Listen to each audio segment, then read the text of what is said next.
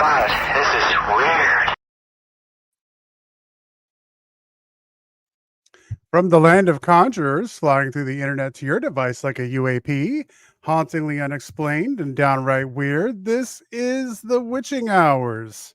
We are ready to take off in the flash of an eye. Good evening to one and all, wherever and whenever you are listening to this program. I am Gina the Frost, and joining me as always is the medium Jenny Lee. Jenny, are you you want to get weird? Absolutely. All right. You know me. Yeah.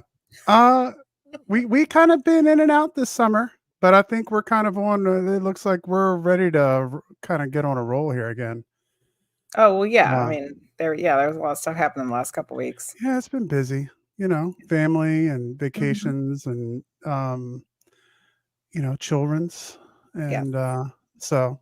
But yeah, we're looking forward to it. We are back on the roll. So after having a missed week here or there, we are booking right into Christmas at this point. So we're going to keep it going. We already have Rissa, who's going to be coming back to talk to us about it.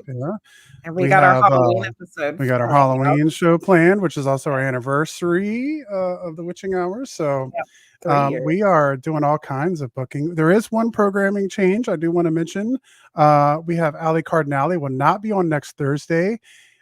He is going to be on Tuesday. We're going to do a Tuesday show, which we normally don't do.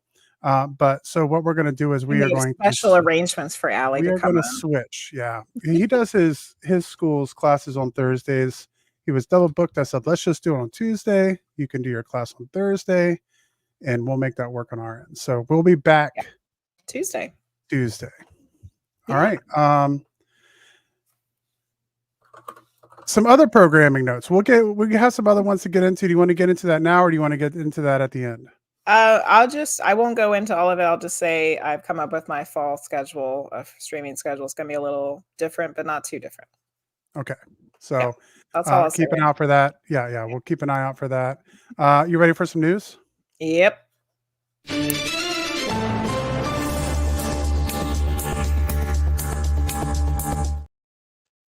All right. So Tropical Storm Debbie spawns deadly tornado and life-threatening flooding in North Carolina. And after its second U.S. landfall, and Debbie is starting to spin and turn right over us here at the Witching Hours headquarters. Yes, it is. So it's a little floody around here. If for some reason through the yard with no shoes on, just to squish it. Yeah. So if we disappear from your screens this evening, it's not the CIA. It's just tropical storm. So. It's just tropical storm Debbie. We're just expecting a lot of rain. I know schools around here not for the students haven't returned yet, but for the teachers who are returning have been canceled. So they're expecting a lot of rain. The death toll from tropical storm Debbie is rising after its second U.S. landfall early Thursday. At least 6 people have now died because of the storm after it spawned a destructive tornado Thursday. That killed a man in Lucama, North Carolina. The tornado has damaged homes and schools in the area, about 35 miles southeast of Raleigh. Since crashing into Florida as a Category 1 hurricane on Monday, Debbie has dropped more than a foot of rain over parts of Florida, Georgia, South Carolina, and North Carolina. The deluges have engorged rivers, flooded roadways, trapped people in cars, homes, and boats, and potentially dangerous heat is expected across the region in the coming days, which could threaten, a lot of people won't have electricity. So we just dealt with that as well with our AC unit not working. So it's going to get hot again. Summer isn't over, even though I'm, back at work. So it could be problems, but we're hoping for the best. So I would just say for everyone out there, send some good vibes to all the people who are in the pathway, and hopefully we can get out of that the best as possible. Second story for tonight. World's oldest calendar discovered in ancient temple may rewrite birth of civilization.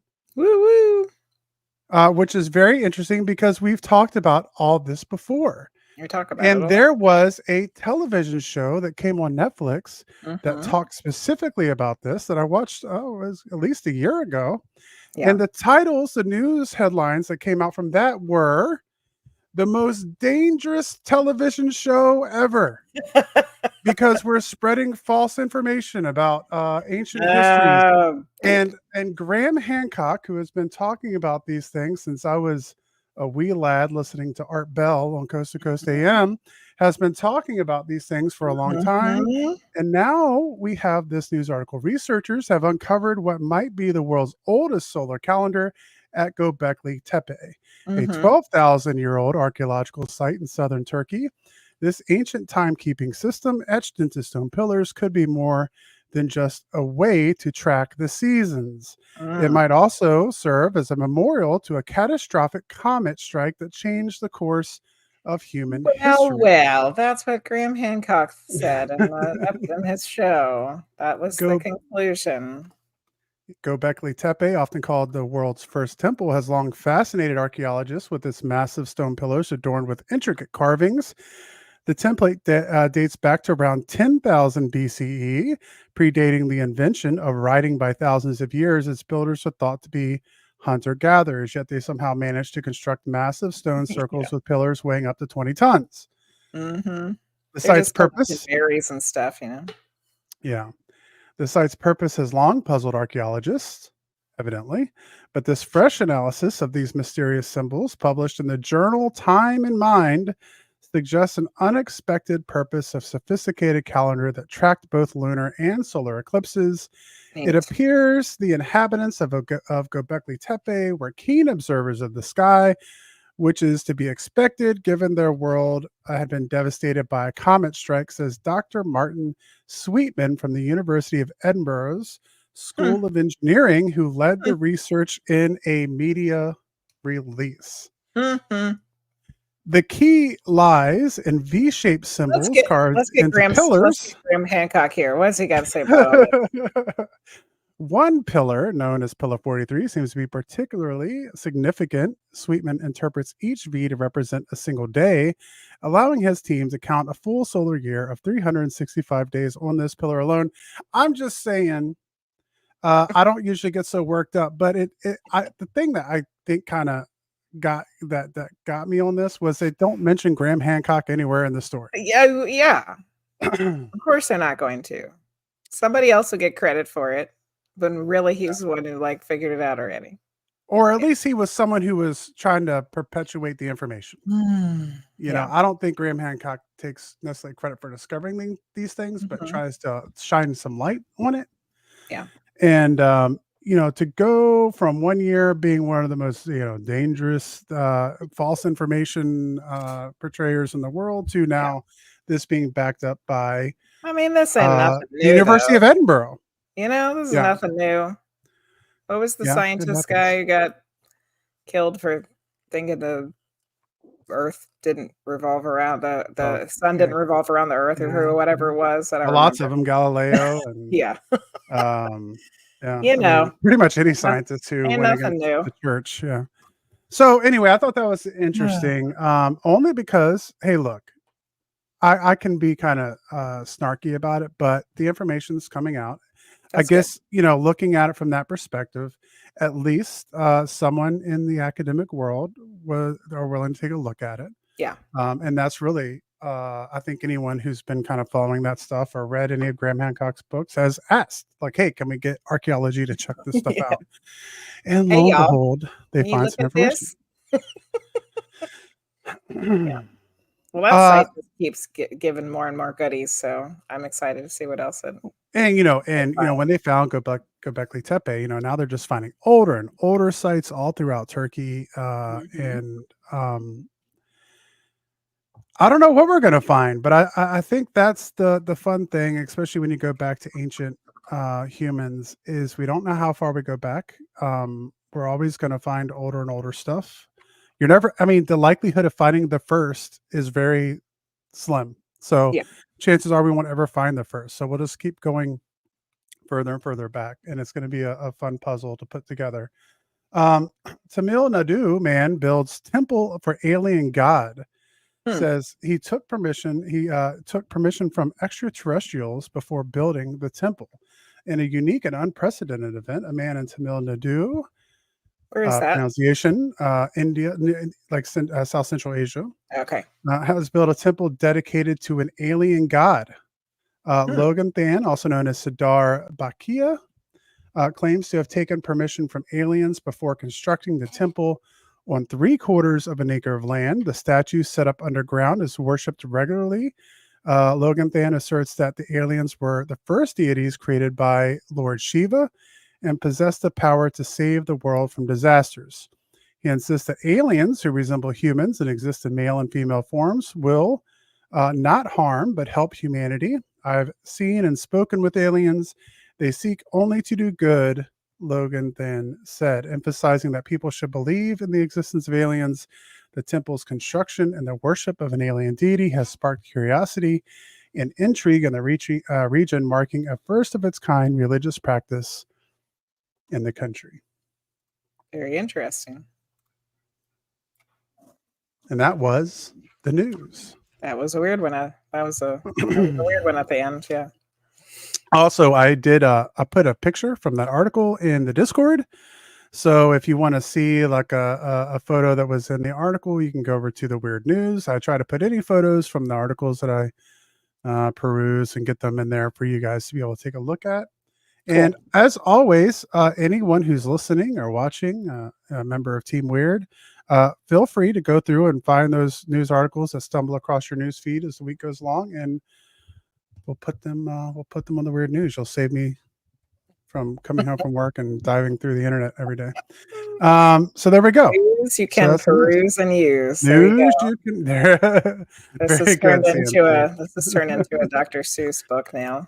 Yeah, CMC can make a rhyme anytime. Yeah. Tell us about our guest, Frosty. Mona Sobhani is a cognitive neuroscientist who holds a doctorate from the University of Southern California and completed a postdoctoral fellowship at Vanderbilt University with the MacArthur Foundation Law and Neuroscience Project. A former research scientist at the University of Southern California, she also was a scholar with the Sachs Institute for Mental Health, Law, Policy, and Ethics, and her work has been featured in the New York Times, Vox, and other media outlets. She lives in Los Angeles, and I would like to mention that she is the author of Proof of Spiritual Phenomena, a neuroscientist discovery of the ineffable mysteries of the universe. Please welcome to the show, Mona Sobhani. How are you doing, Mona? Hi, I'm good. How are you guys?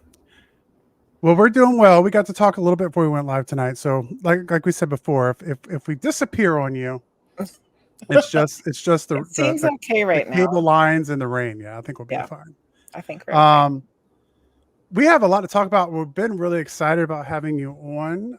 We were talking about that a little bit before. I guess the best way to start is I guess where I kind of want to get started before we get into even the deeper areas is tell us a little bit about how you got into neuroscience and what that pathway was like for you. Yeah, neuroscience. So I was actually not really interested in science in general because it was my worst subject growing up. I would do those standardized tests. I would get really high scores on every topic except science because the science they teach you is like geology and things I wasn't interested in. So I wasn't interested until I think it was my 11th grade or senior year of high school. I took an AP psychology class and there was a chapter on the human brain.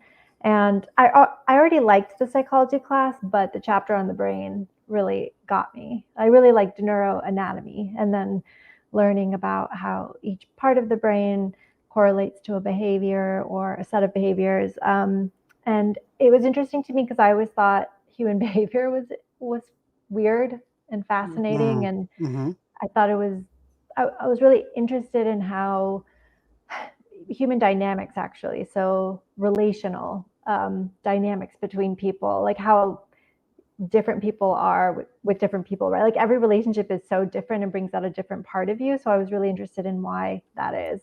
And I mean, I ended up doing my dissertation on psychopathic traits because I was always interested in the darker side of humanity. And I love true crime and all that, even when I was young. So that's sort of, I went into it with that driving force. I have a question before we start getting into the spiritual stuff, just about neuroscience and the way the brain works. When I went through college and took the basic biology class, I think it was in the early 2000s, has what we know about the brain changed at all over like the last 20 years? It's changed, but it hasn't changed as much as we thought that it would. So there were a lot of grand predictions about where we would be in our understanding of the brain and how it works and consciousness and everything.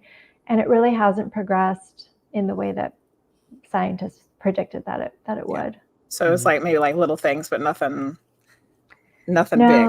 Yeah, and the reason for that is because science is actually incremental. It's done incrementally, and the system, like the way grants are given, the way universities function, and I actually wrote about this in the book because I thought it was pertinent, but a lot of that just doesn't reward innovation, breakthroughs. It rewards just really incremental work. Yeah. Well, we could kind of make a connection with that between one of the news stories we had, with the archaeology. Yeah. Like it's the same thing when people have ideas and places they want to push towards, but for all the wonderful things that academia does, that's moving fast isn't one of them. So I guess maybe both fields are held back by that. So do not move fast.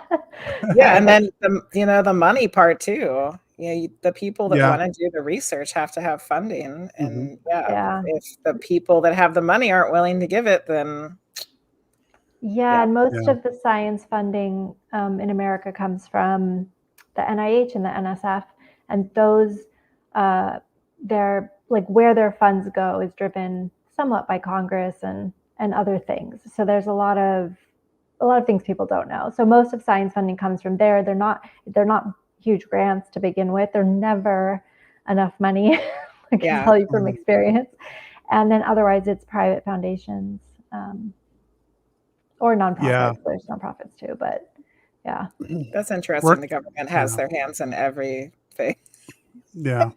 And it's difficult because even through like the historical organizations that I work through, I imagine it's got to be the same way for the most part. So much of the time and effort of the academics who are working towards these things is spent towards trying to get the money, when really a lot of that, if that were eliminated, there could be so much more time that they're actually spending to do experiments or research or whatever they're trying to do. So they spend most of their time writing grants and then having grad students or postdocs do the research.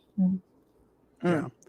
So when I was getting on people earlier in the news section, it's not all directed at them. It's just the process can be frustrating sometimes. Yes. I guess one thing I kind of wanted. Well, I guess I'll wait and get to that one in a little bit. So one other thing while we're still on this topic right now is we did have some news stories, and feel free to say you don't have anything to say about it, but since you're a neuroscientist, I want to ask you, we did do some news articles on the Neuralink and some of the stuff that was being done with that and the possibilities of that. And then I know there was a little bit of bad news with some of that, like not connecting anymore. What's your overall thought process on the Neuralink? Good thing, bad thing, good for humanity, positives? Let me think. I don't think much about the Neuralink.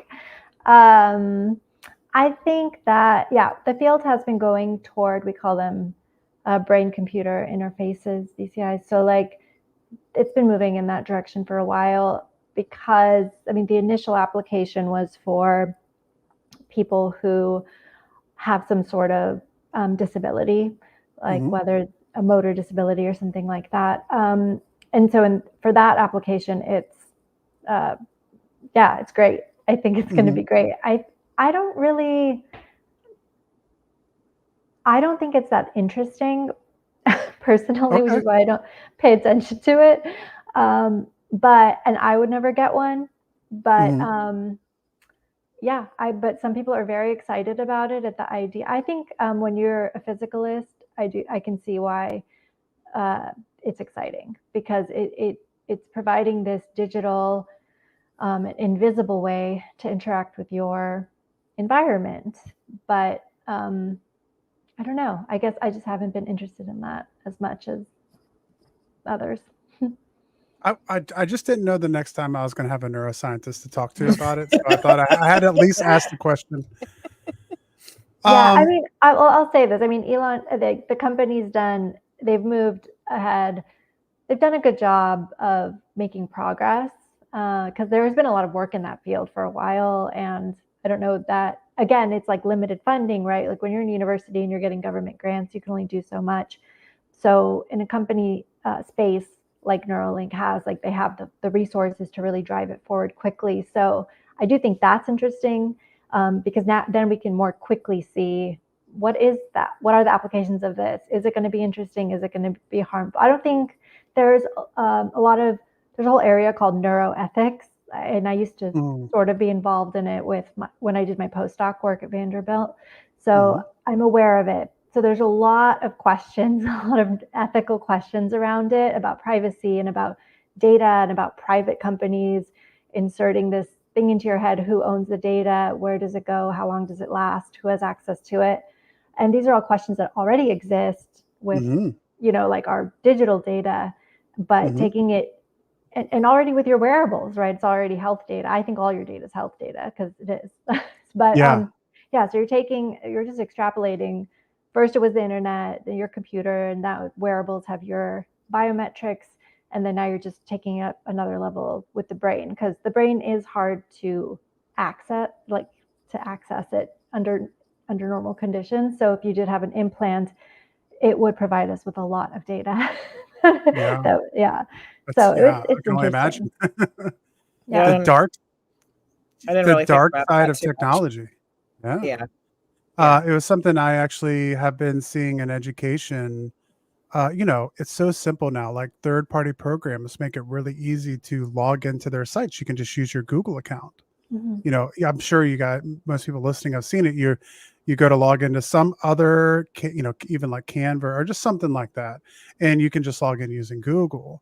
But that's become a big problem in education because, hey, technology is great for education, right? Like we can have children and all this technology and they can learn how to use this and get access to these things they could never get access to before, databases on history or whatever.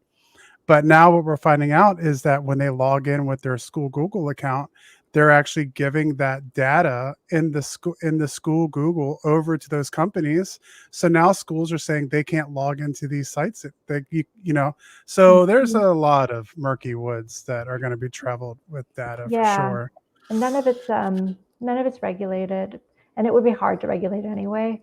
Well, I guess the European Union is trying. It's trying much harder than the U.S., but it's really difficult. I remember I was working in that field before I moved away from that in 2021.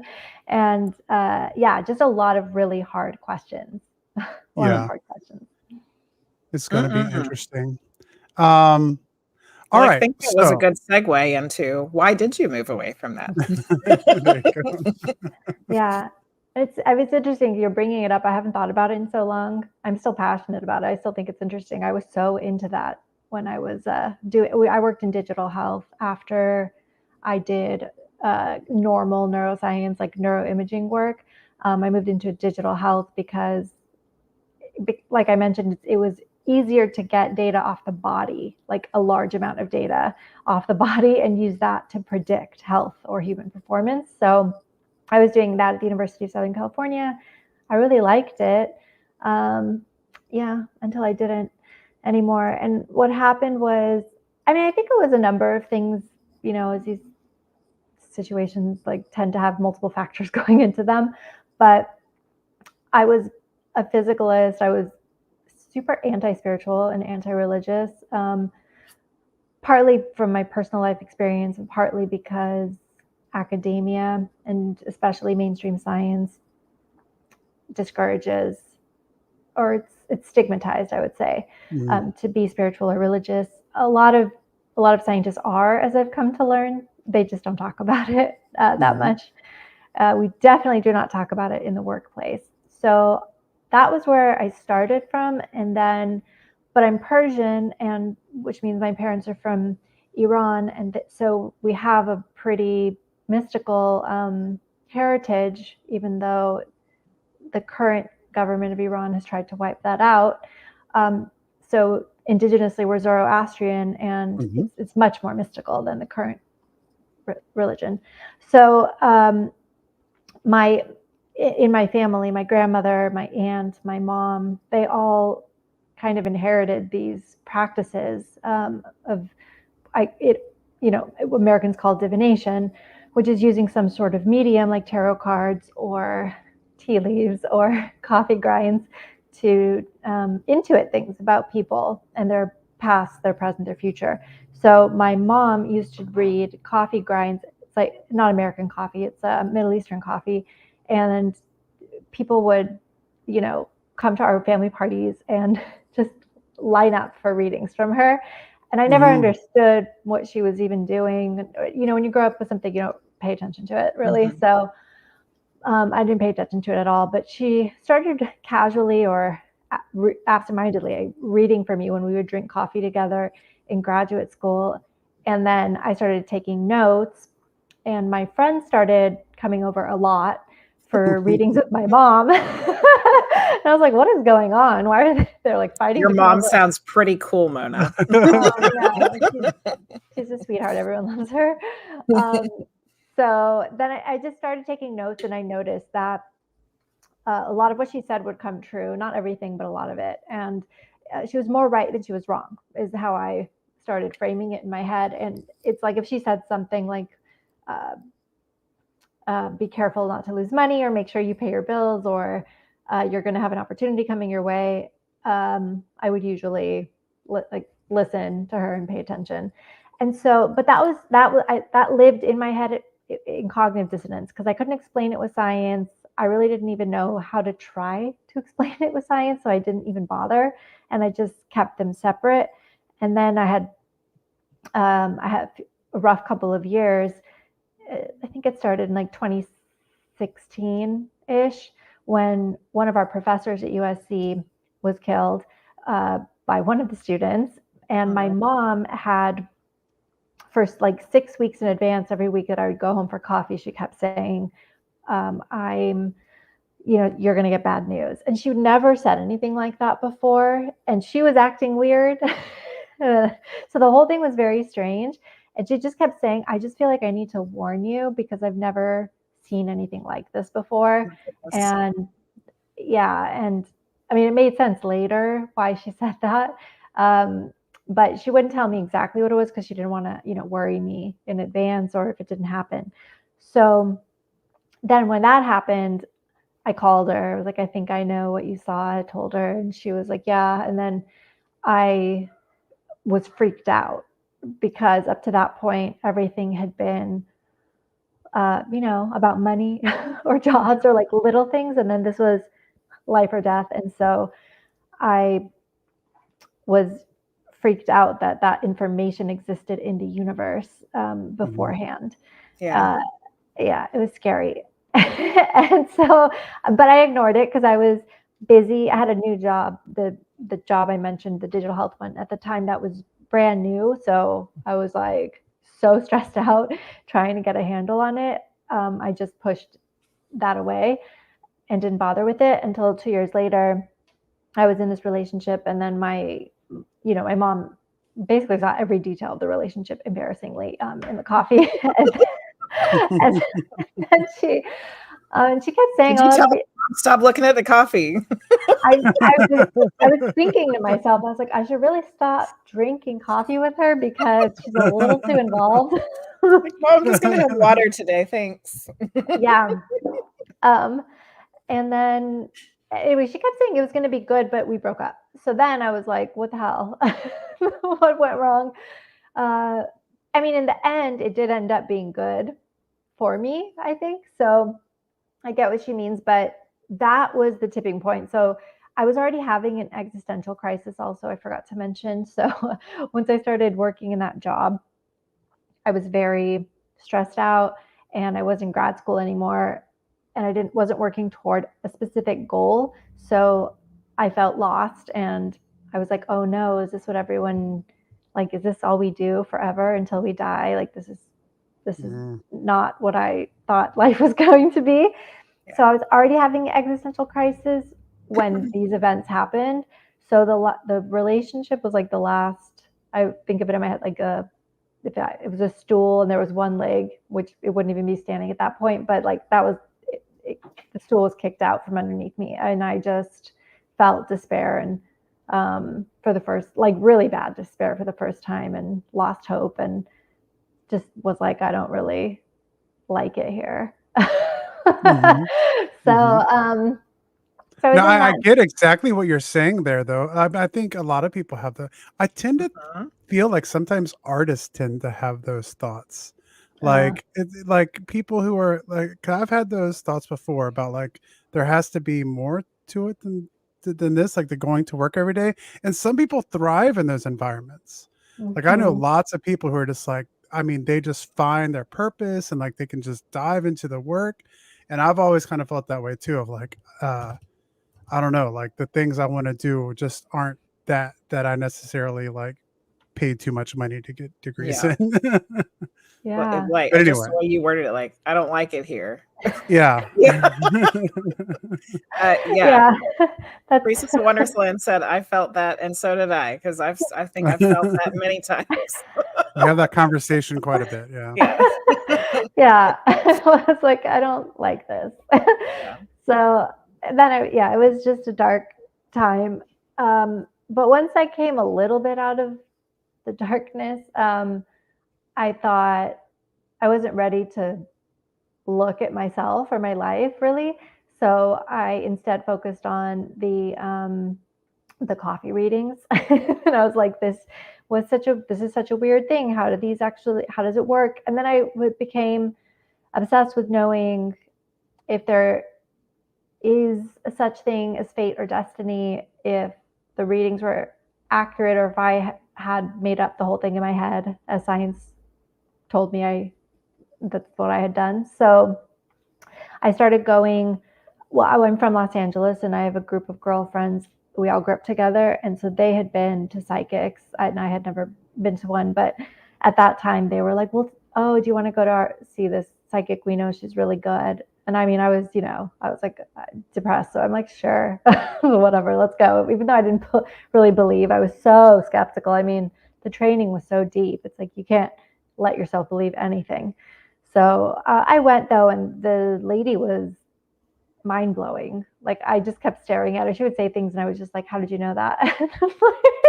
Poor lady. I'm sure that wasn't the first time that happened to her though. Yeah.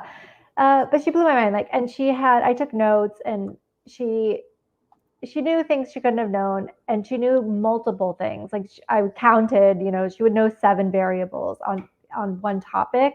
And of course, I was doing my science thing of like, what are the odds of that? Like, how common is this in everyone?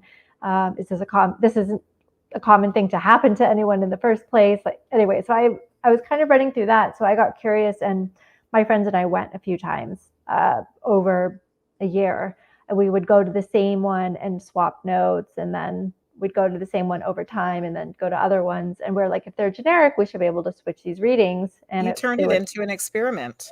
I did. Yeah, it was. I mean, it wasn't official, but it was. Even though my friends were more open than I was, I think anyone from Western culture is a little bit skeptical. So, and always a little bit like, I don't know, are they cold reading me? Like, who knows? Are they picking up on unconscious communication? So we all were interested in doing it together.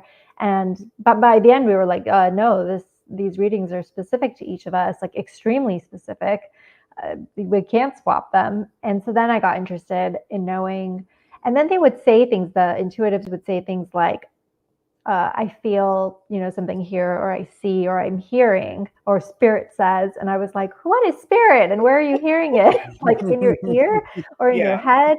Like as a neuroscientist, I was like, where is the signal coming from, and where is it being processed? And so I got curious about that, but didn't think there had been any research done on that because I couldn't imagine that anybody would fund that.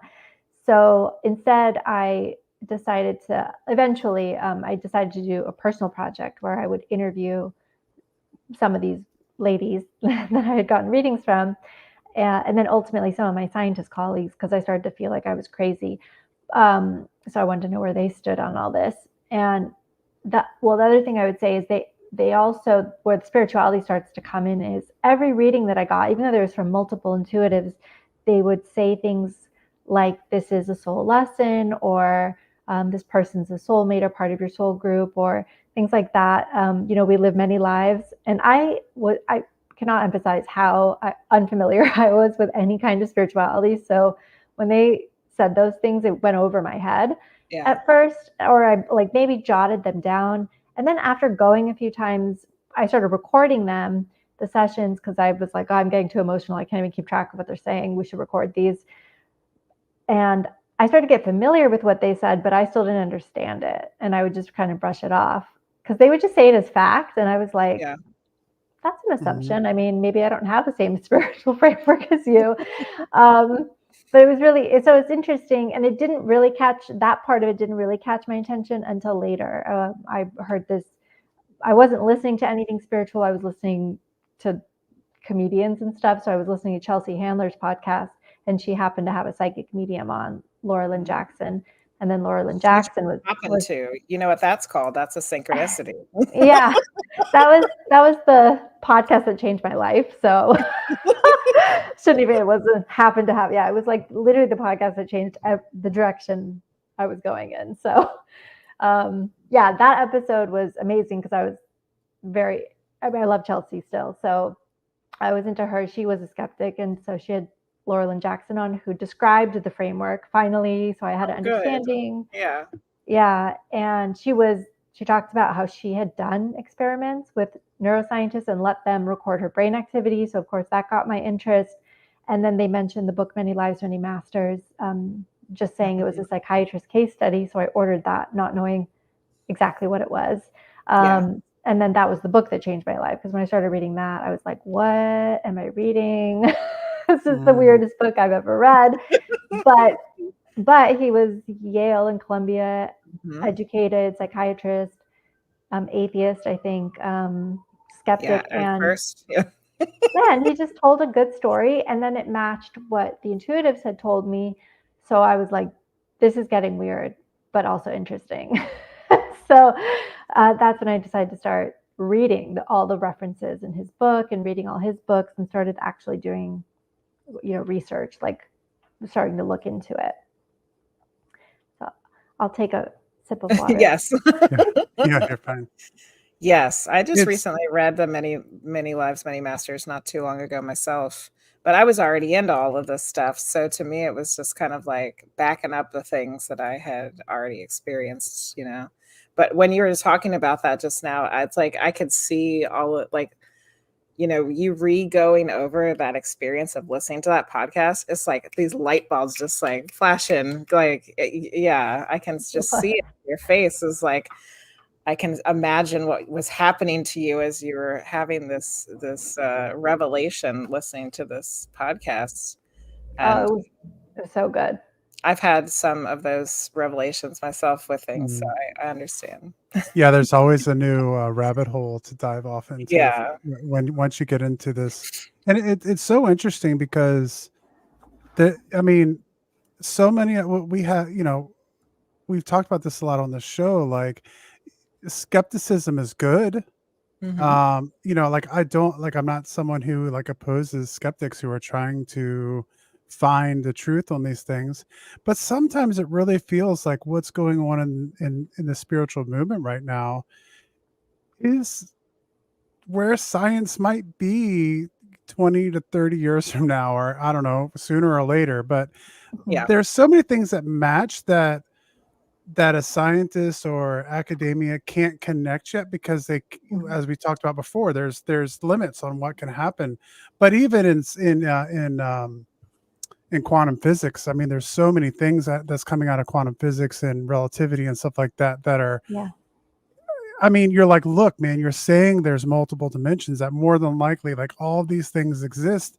So how, so what are they for? And particles but you're can not talk allowed to to each answer, other, think over space and time. but you can't answer those. You're not allowed to answer the questions yet. And if you do, you're a nut and a cuckoo, right? Yeah. Yeah. Yeah, and it was hard. It was challenging to stay open-minded, but I made a decision. I think the fact that I decided to interview the intuitives that I had seen helped me be open, because I really liked them as people. Like, they had been very kind to me and they didn't seem crazy in any way. Even though the things that they said were off the wall for me at the time. But because the things that they said and saw about my life were so accurate, that the natural or rational or logical conclusion would be that the other things that they say are true. And that was what I kept grappling with, because I remember when I went to interview the first one, I only got to do one interview in person because then we shut down for COVID. But we went to an Italian restaurant, and I mean, it's just funny thinking about it because I was still in such a sciencey place, but she was very open and just kept. She was like, I've seen fairies, and she's like, I see them all the time, and she was like just being very honest about everything. She's like, there's other dimensions, and I was just sitting there like, okay. But because of that, I was like, I really liked her, and I didn't think she was crazy. And it was just in that moment that I was like, I believe that she believes this. And excuse me. So, okay, hold on, I'm going to clear my throat. No problem.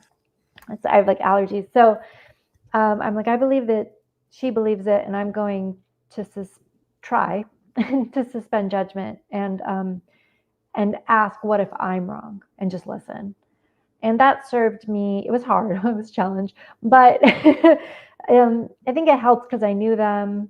It helped that I was interviewing people I knew and had experience with. And I think ultimately it served me well, because then I just got to hear more because they opened up more. Yeah. That's something that we talk about a lot in our spiritual community, is that even us that are all into this, all into the weird and the strange and unusual, many of us don't really believe something until we experience it ourselves.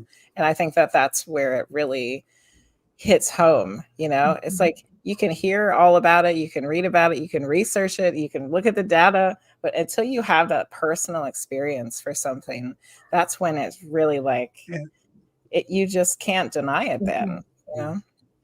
And the doors open for everything. Like, we've talked about, like, when we started doing the witching hours, it's like, well, what are we going to talk about? Well, we're going to talk about everything. Because as we've seen on the show, so many things get connected. It's like so many podcasts or whatever, and it's fine. I'm not denouncing it or anything, but it's like, we're going to talk about UFOs, and we're going to talk about spiritualism, and we're going to talk. This show is about Bigfoot hunting. But once you get into this world, you find out that, like you said earlier, when they start talking about fairies, like, these things seem to weave and connect. And we've had shows about how Bigfoot and ET are connected, and ET and mediums are connected, and spiritualism and dimensions and quantum physics. And it's like, I don't know how you would have a show and narrow it down into a single topic, when all of a sudden, when you get into the world and you start opening up, like, okay, let's see what this is about. All of a sudden, there's a complete world of possibilities. Yeah, it is all connected. Yeah. Yes, and I couldn't see that initially, but after, I don't know, maybe 8 months of interviewing people or so, then people started explicitly telling me. They're like, it's all related, and it all goes back to consciousness. And then at first I had a hard time with that, but understanding it. But I think what opened it for me was philosophy. So that was, so when you come from it from a science perspective, a hard science like neuroscience, there's no room in there for this. Like maybe if you stretch your mind, maybe if you allow for quantum physics or things like that, but we don't usually allow ourselves much wiggle room because we're not allowed wiggle room. Yes. But once philosophy came in, it was like this intellectual permission to say, oh, hey, science is under one belief system and it's called physicalism or scientific materialism, and it believes the world is made of physical matter. But there's other philosophies that say the world might be made of consciousness, or that it's mental and it's physical, or it's only or it's only mental, or whatever. There's all these possibilities, and we don't actually know which is true. And that's like the whole field of philosophy. And once I had that, it was like everything opened, and it's like, I see. So anything's possible. We don't actually know. It's just that no one told us when we were getting our science training. Yes. Or your history degrees. Yeah. Nobody told us that the assumption is that you live in a physical universe, and that is just an assumption. No one told us. Just an assumption. And you know, not to get us off and not to jump off into something unrelated again, but now, you know, for someone who's coming up through school and looking at college in the future, they might jump into classes where a professor is talking about a digital universe and simulations, and once again, something that could be possible that wouldn't even been considered before. Yes, simulation theory. I mean, it's the possibilities are endless, right? It's a creative universe. There's things we can't even think of yet. So really, you don't know. And I think once you accept that and let yourself leave the box, I think call it the box of materialism. Once you allow yourself to leave, anything's possible. And then all this stuff does not seem ridiculous at all. That's, you were talking about the neuroscience and science and conscious, like how does neuroscience look at consciousness? Like how do they define it? Is it just like through the brain itself, or are they just kind of not even acknowledging it? Oh no, consciousness is so it's really interesting. I'm going to sit up to explain the topic.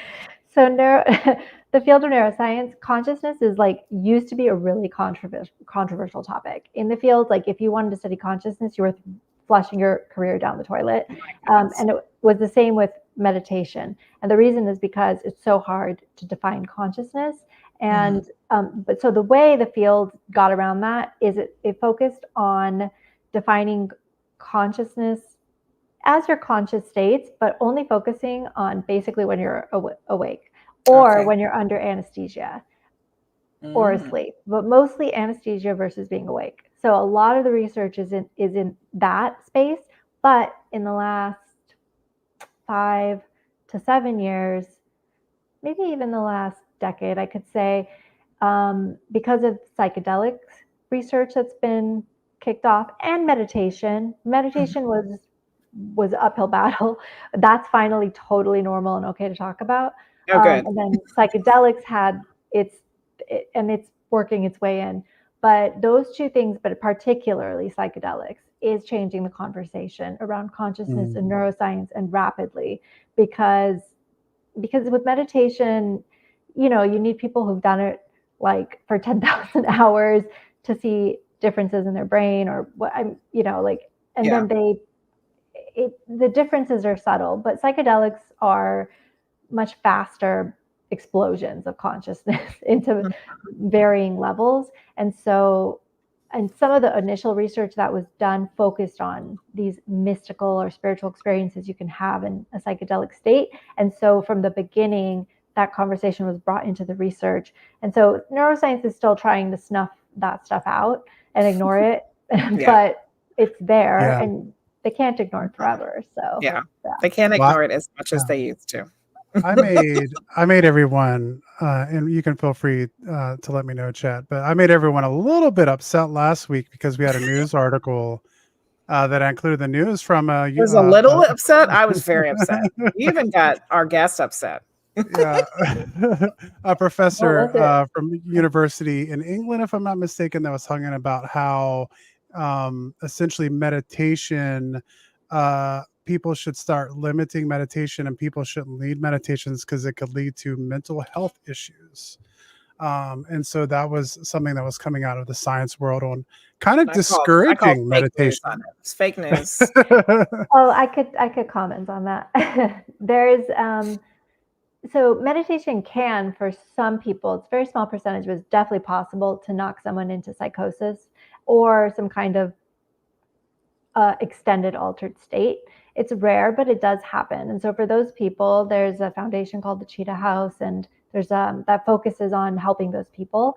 And some of those people who run it are academics, so they do research around it too, just to make sure that that's out there in the literature. It's the same with psychedelics. Like initially, a lot of the literature was very positive, but anybody who's been in the space knows that there is a lot of negative stuff that can happen in a psychedelic trip and after. Like you can have permanently altered perception. Again, there's small percentages, but it happens to people. And then if it's not documented and they go to somebody, then they get gaslighted, right? They'll be like, oh, I've never heard of this happening.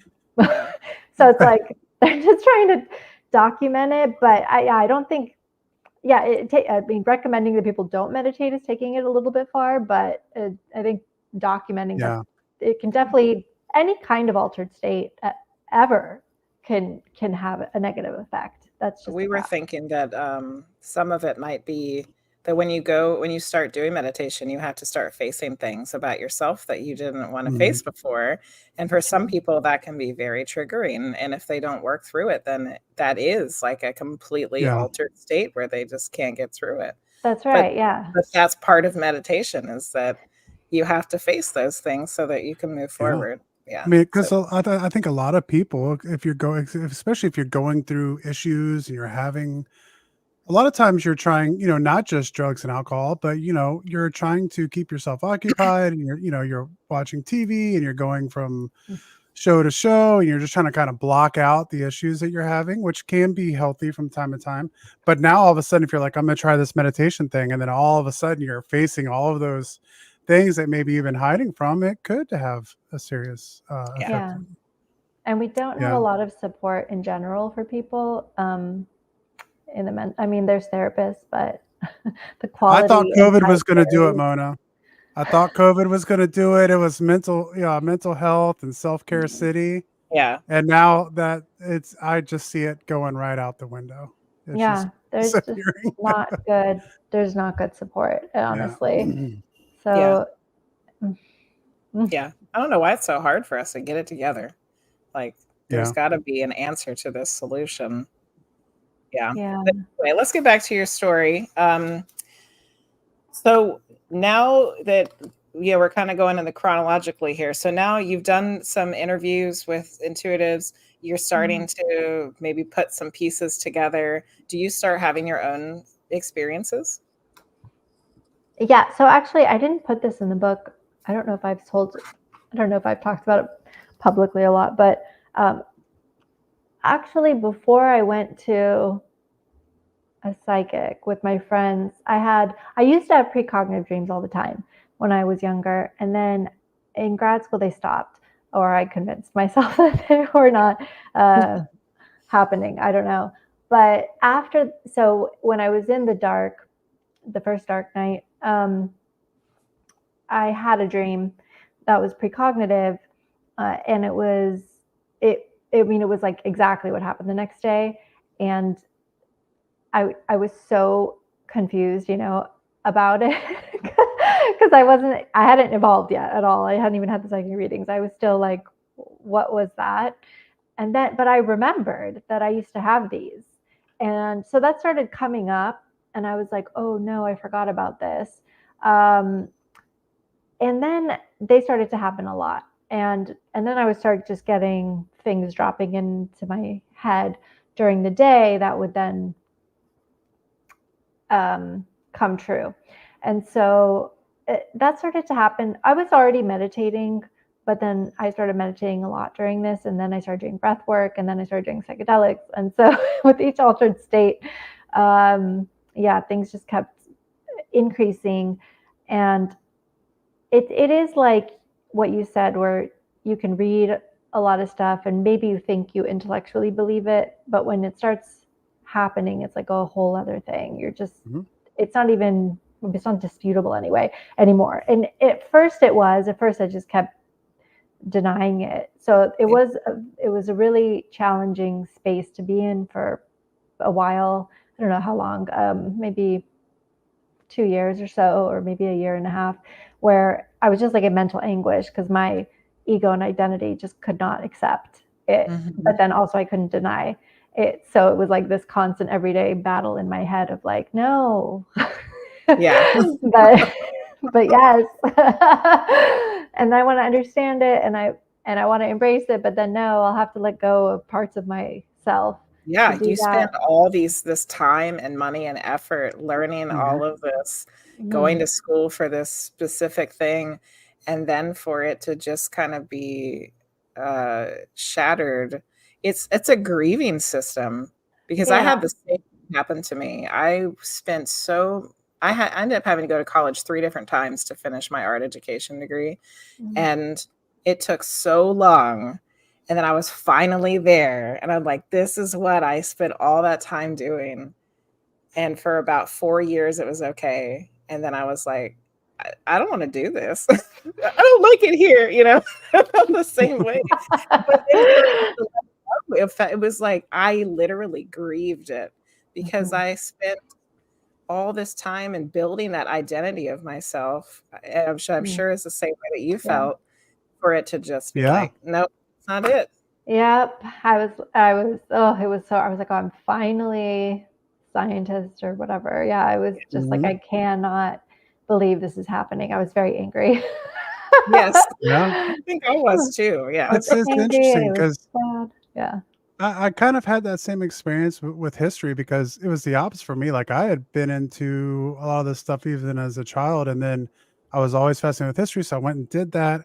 And then I kind of had to shut that part of my brain off when I was going through school and being like, and then when it was done and I wanted to go back to it, it was an internal struggle of like, well, can I say this when I don't have this to back it up? And or like an experience I had last year, because social psychology is considered a social science.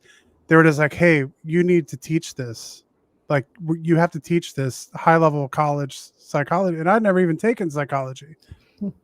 And so I'm like teaching myself psychology as I'm teaching it at a college level somehow. Anyway. And I almost kind of had a crisis while I was doing it, because I was having to tell students something that I didn't believe necessarily, or things that, even though, they're accepted in psychology, they contradict things that I wasn't sure that I necessarily wanted to subscribe to, that I didn't have to do in history. Like, I'm okay with telling someone that Thomas Jefferson wrote the Declaration of Independence, but all of a sudden talking about like the God part of the brain or something like that, I was like, like, I don't know, and so it was difficult. So I can relate, I think, to some level. Yeah, I did have to, when I wrote the book, it was I saw that as part of my grieving, part of my letting it go. It actually took longer than that, but that was part of the process. Yeah. So before the show, we were talking about the beautiful paintings behind you. And you were talking about how you made art before and after all of this happened, and how it changed. So I wanted to hear more about that. Yes. So I used to paint, but the way I would do it was I would take a ruler. I would have science persons using the ruler. So I would choose an image beforehand or sketch whatever I wanted to paint, and it was a lot of lines and boundaries, because that's how I lived and who I was.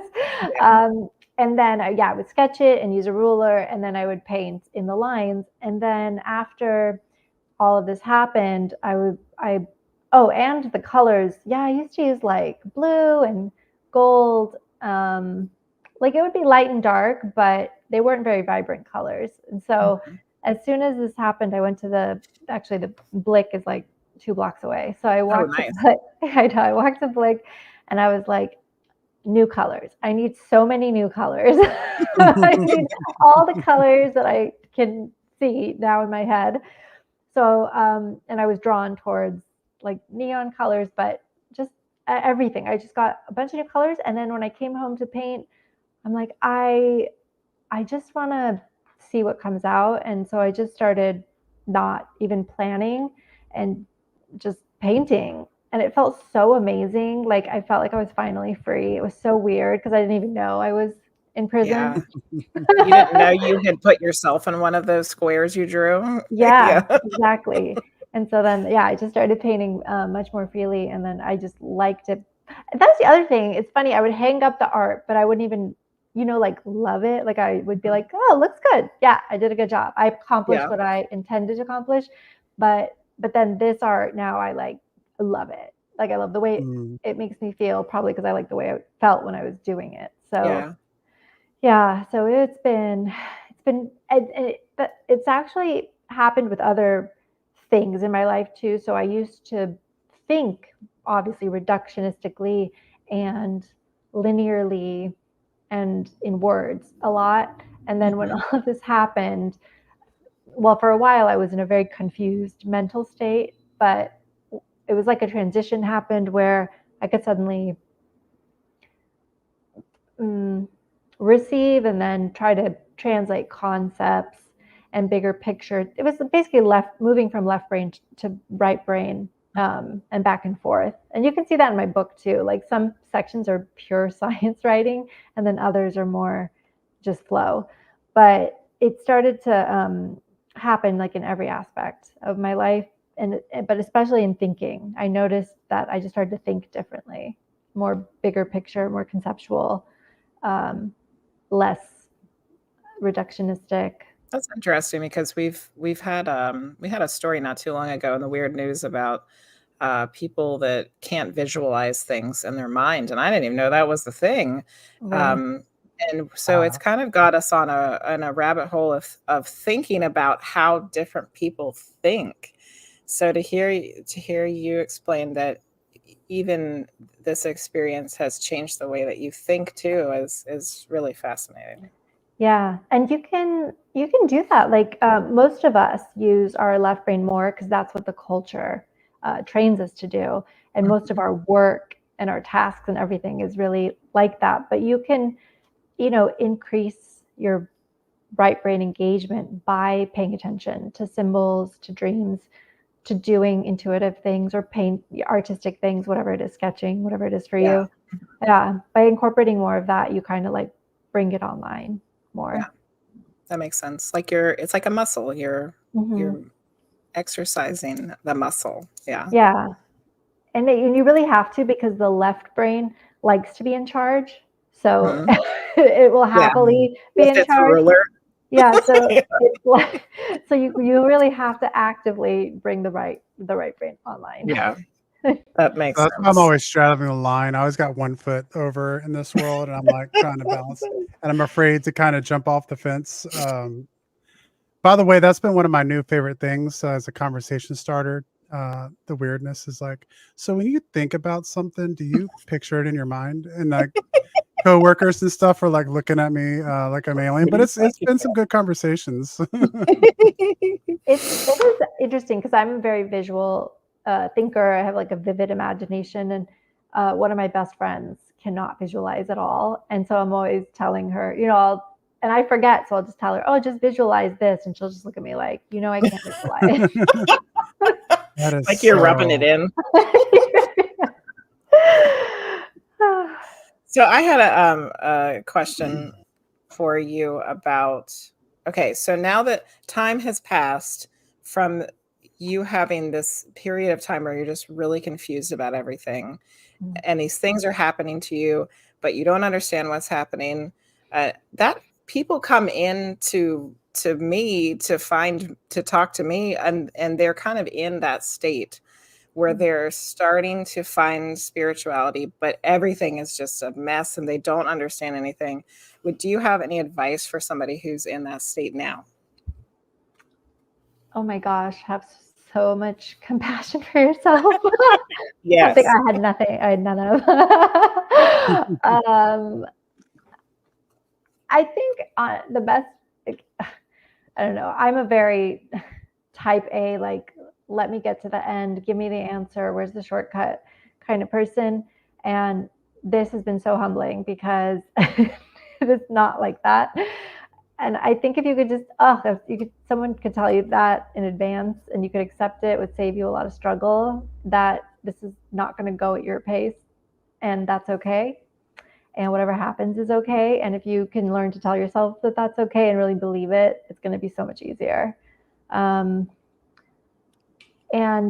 also that you're not alone, and that people are just afraid to talk about this. But if you could find a community or friends, or somehow, it really helps to have that. I didn't always have that, and it was really hard. Yeah. So finding people that you can connect with over it, because you'll, like, it's such a relief to be able for someone to say, oh, I know what you mean. Yeah. I've experienced that too. Yeah.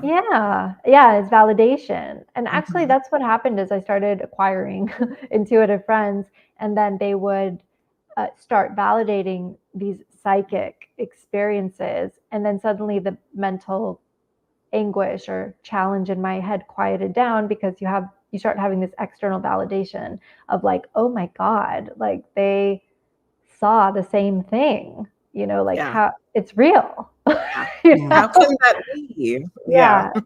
Yeah.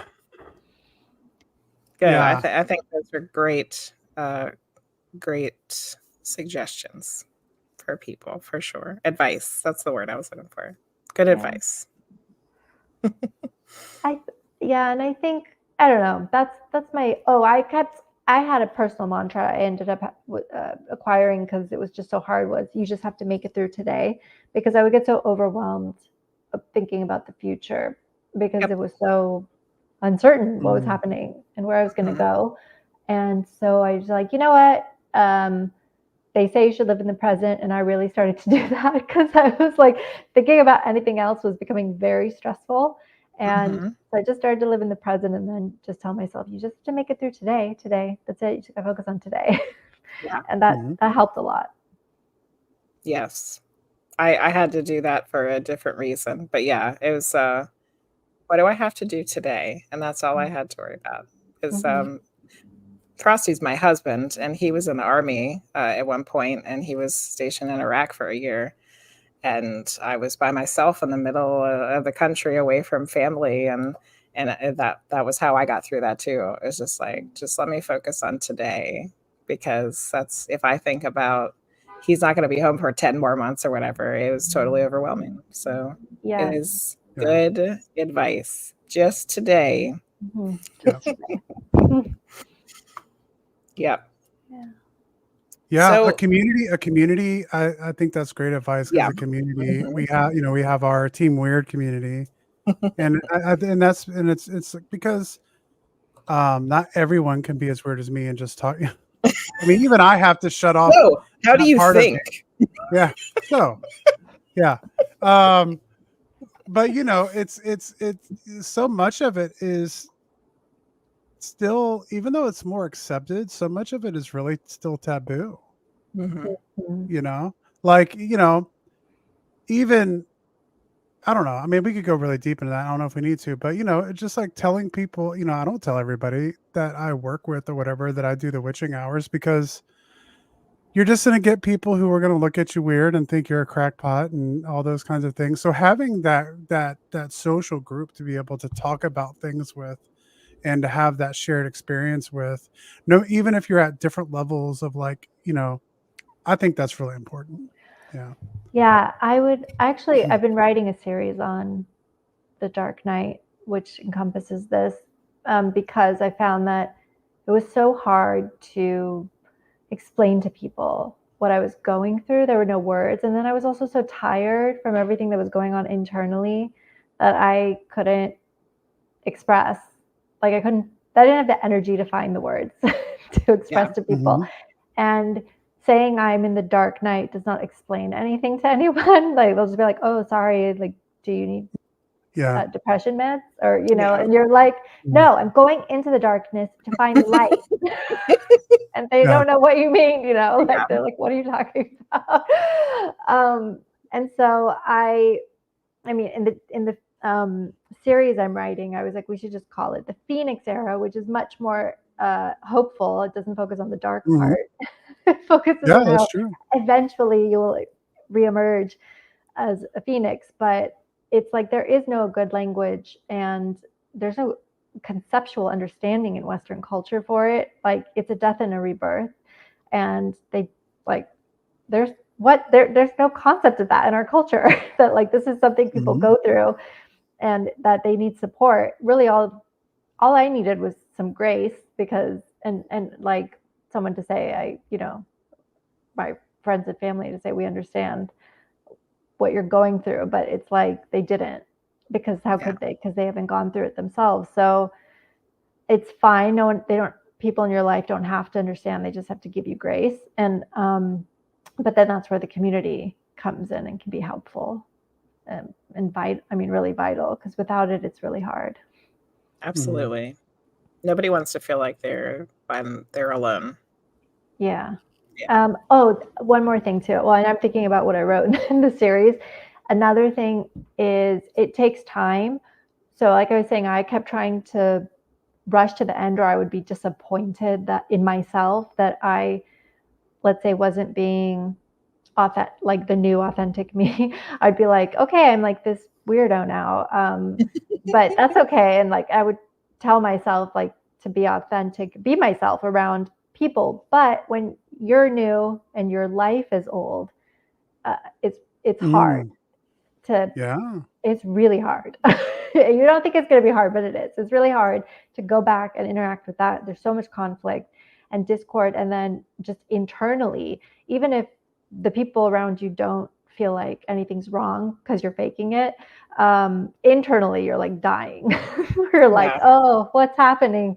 This is supposed to last forever, and I can tell it's already dead.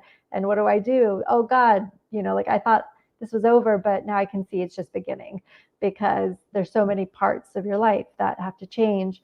And so one thing is kind of giving yourself grace and permission and compassion that it's not going to happen overnight. You're not going to accept all the changes that happen to yourself and walk out and be the new you, because your mind and body and psyche and everything is complex, and it just takes time. But that's okay. That's okay. But I was super hard on myself about that. So I hope other people are not like that. Yeah. That is actually very poignant. I actually love the phrase you used there, when you're new, but your life is old. Man, I can identify with that. I think almost anybody can identify with that if you've gone through any kind of shift in spiritual, a change in spiritualism. Yeah, I like that a lot. You should get some T-shirts made up or something. You could Rona needs a sticker. Stickers and T-shirts. Go. There we go. Okay, I'll put that in my notes. Yeah.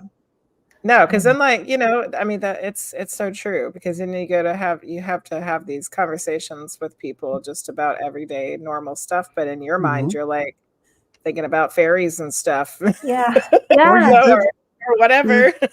Yeah, talk about because I can't have this conversation about whatever kind of forms or I don't know, some mundane everyday garbage. Reality I can't do it. Yeah. You end up kind of like, I know, like, especially on like social media, like, and I still haven't completely broken away from it yet, where I almost live two different lives. Like I have two different people that I am. I'm like me for all the people that knew me before. And then I have this persona that I am, where I talk about all this stuff. And I'm sure there's, experiences like with you, Jenny, where you like had to leave your profession because like you couldn't be who you were anymore. Like it's like, I can't live my life like this anymore. I have to be who I am. Yeah. And that's something that I'm sure a lot of people in the community deal with. Yeah. It's Yeah. and that's what I mean. It's like a slow unfolding, because like at first it may not happen. You change slowly, so then all the problems and tensions and challenges unfold slowly. So it's like a continuous thing, and that's why it's kind of impossible to rush to the end anyway. So you might as well just roll with it.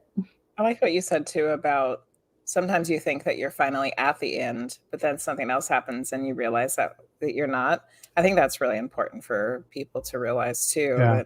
And that's okay. It's okay. It just is one more step in your, however you want to think about evolution or whatever. You're never at the end.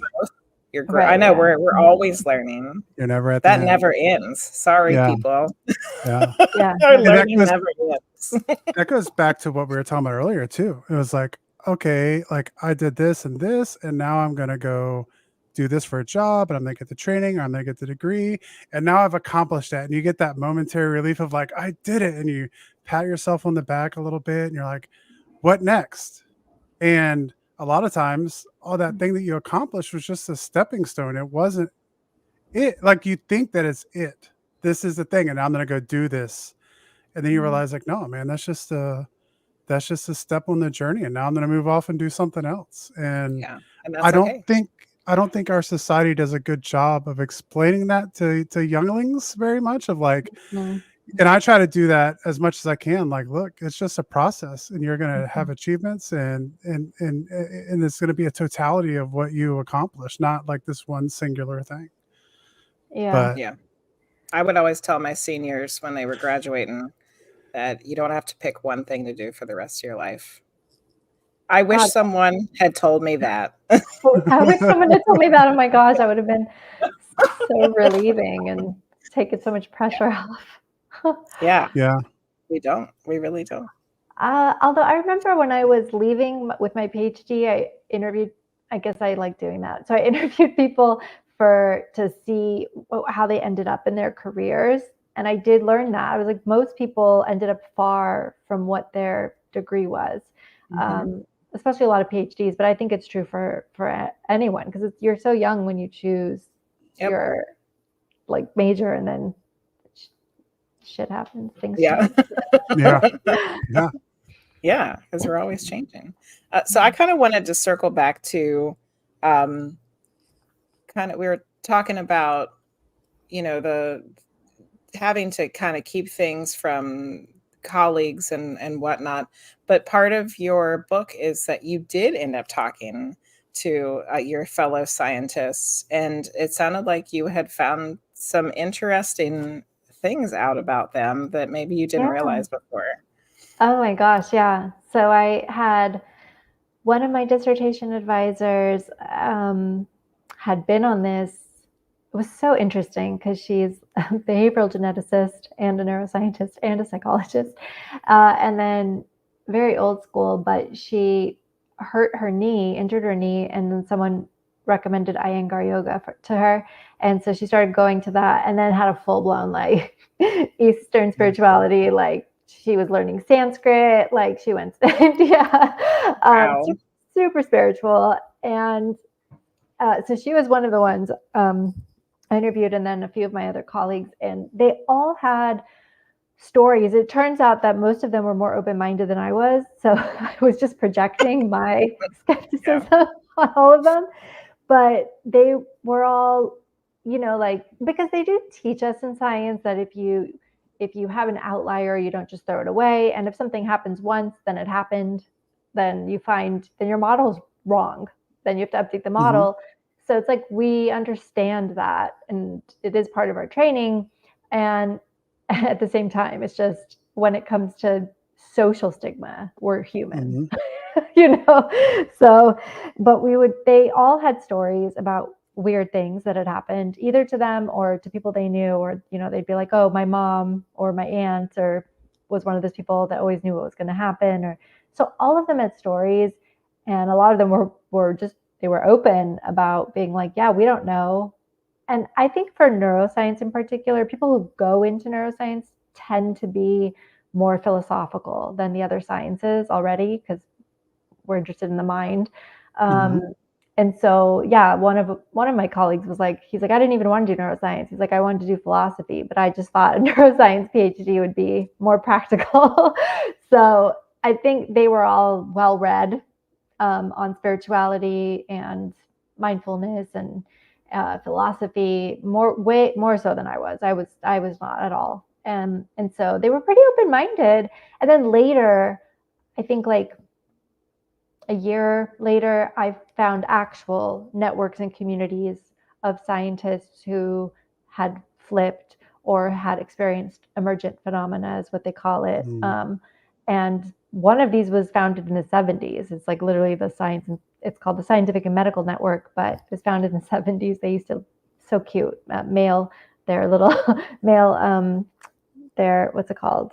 I don't even know what it's called, directory to participants. And they were all scientists who are interested in the intersection of science and spirituality, and not watered down spirituality, like spirituality.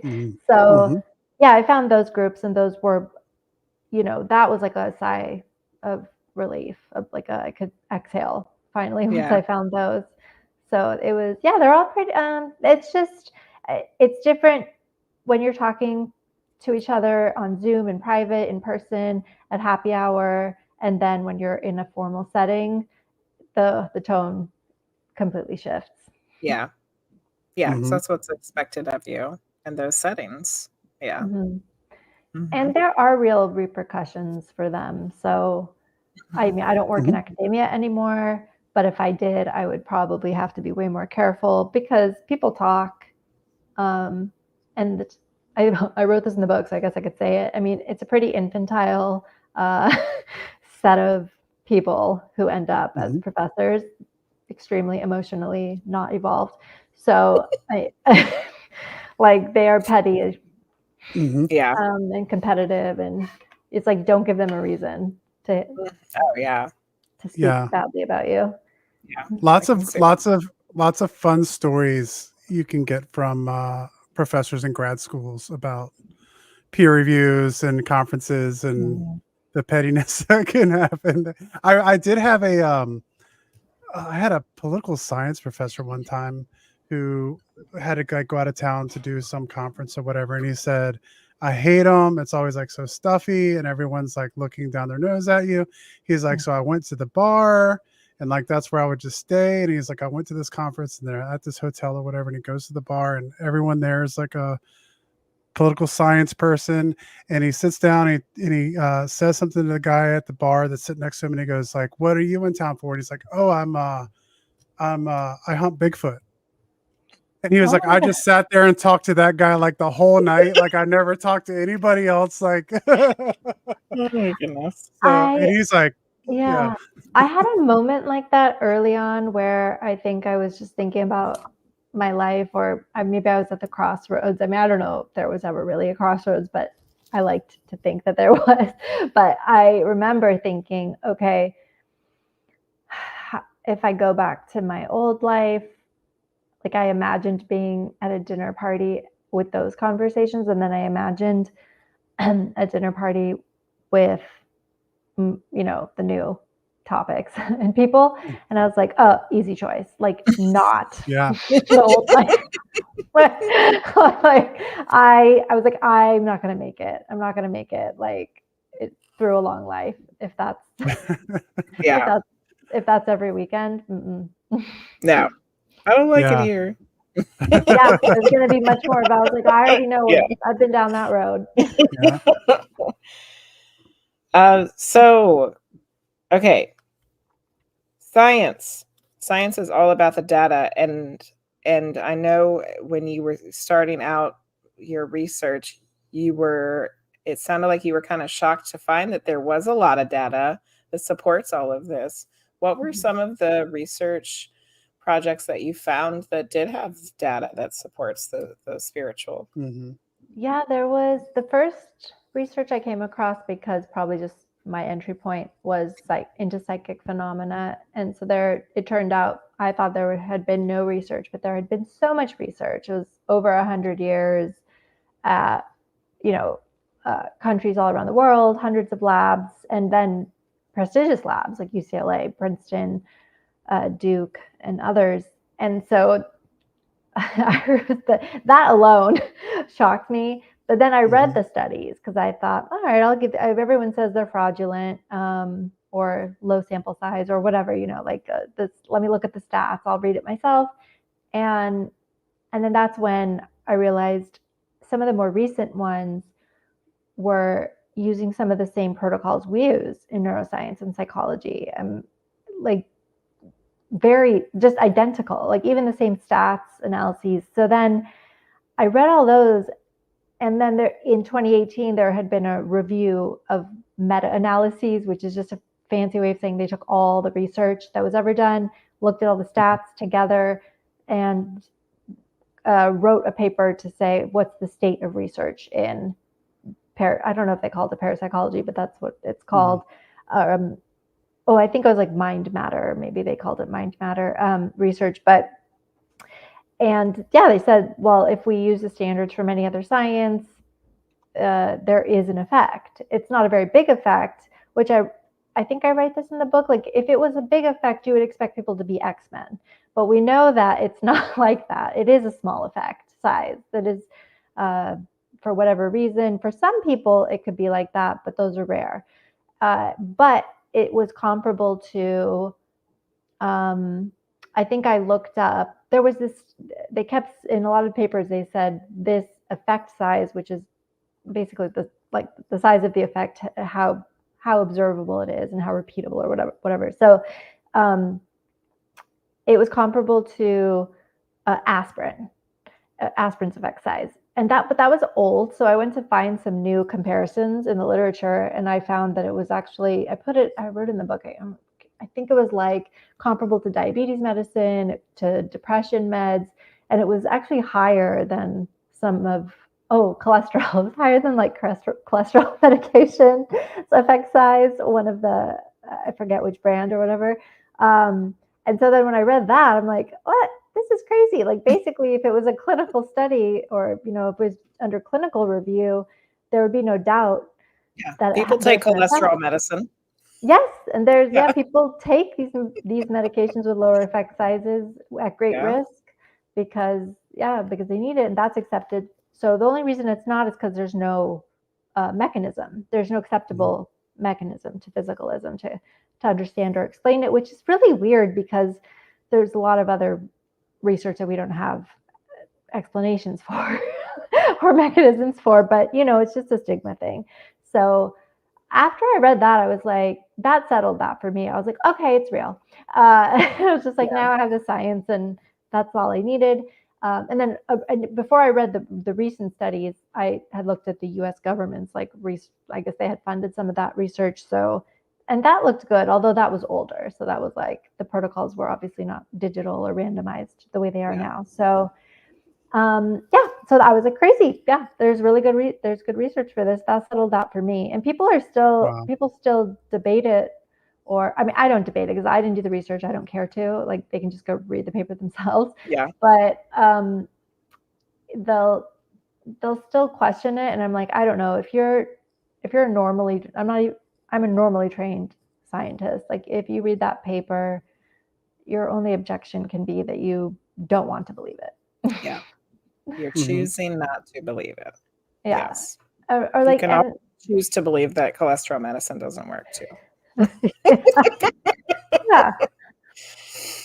So that's, which is considering the fact that these kinds of phenomena actually, Jeff Kripal talks about this. He's the chair of philosophy and religious thought at Rice University. He says like a lot of these phenomena appear in traumatic situations, right? Like sometimes if people have visions of somebody who just passed away, it's like in the middle of the night, and it's because it's an emotional thing and they're closely connected to that person. So a lot of times these things happen. That's what mine was. My precognitive dream that like brought all of this back, it was a super emotional one.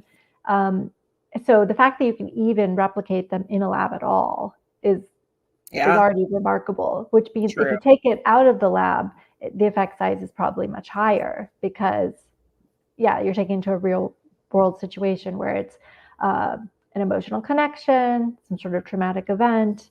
So I don't know. I think the evidence is pretty strong. Yeah. Mm-hmm. Oh, and the other one I thought was super interesting was the research from the University of Virginia on the kids who have I was just getting ready to bring that up with you. We love that topic. Oh my gosh. That really blew me away. Like the psychic stuff, those studies are kind of boring. So I just read it. I was like, okay, cool. Yeah. But the reincarnation cases, like I would just sit there dazed after reading them, like, oh my God, this is so weird. Reality is so weird. What is this? Like very strange that you could remember, that you could have memories from another life. I think 65% of their cases, they're able to identify the personality, the former personality. Like that was insane to me. Yeah. So data, and it's data. Mm-hmm. We just had a guest on recently who's a hypnotherapist, and he kind of had the same thing happen, the similar story to you. He's just doing his hypnotherapy thing, but then all of a sudden, so his thing was mostly about past lives, and that's what he talked about too. He was like, people of scientific, logical mind cannot look at this evidence and deny that it's not true unless they just don't want to believe it.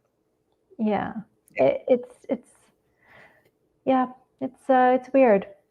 I think they're uncomfortable with it, Mm-hmm. When you were talking about that data and the things that you had found, it made me think about, because we're fairly close to University of Virginia, and they have a whole division in the School of Medicine, the division of perceptual studies. Mm-hmm. And so I actually brought up the staff just to take it, because I knew originally about Dr. Ian Stevenson, but now they have Dr. Tucker, who does that. The children report memories of previous lives. But there's all kinds of other PhDs who are studying things like the nature of consciousness, altered states, neural correlates of PSI experiences, near-death experiences, out-of-body experiences, deathbed visions. And it just goes on altered states of consciousness, after death communication. And there's probably, just looking here, there's probably about 20, maybe more like 15 PhDs who are working in that department. Nice. Yeah.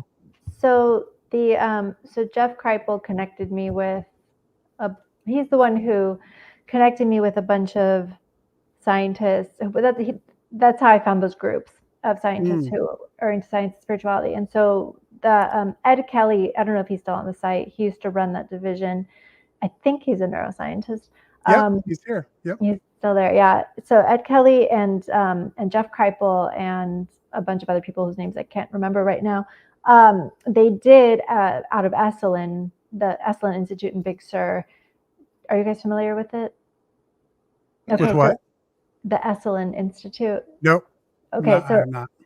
Esalen was founded, I think, in the 60s. It was like everyone used to go there. It was like a hippie place. But it's the place where all these ideas intellectually would emerge. So transpersonal psychology was founded there. And I can't remember, a lot of the mind-body psychology, holotropic breath work was established and practiced there. And a lot of these more mind-body iterations in the West happened there. And so Esalen they still have a center for research and theory, and they got a bunch of these people together like Ed Kelly and Jeff Kripal. And over 10 years, they had a group on science and spirituality, specifically looking at questions about consciousness.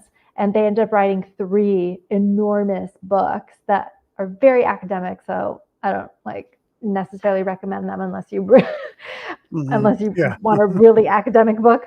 But they're wonderful resources, and they're about the history of psychology, and then it moves into neuroscience. It talks about physicalism, and then they released one called Consciousness Unbound a few years ago. So those are great research for people who are want the details of science, the intersection of science and spirituality.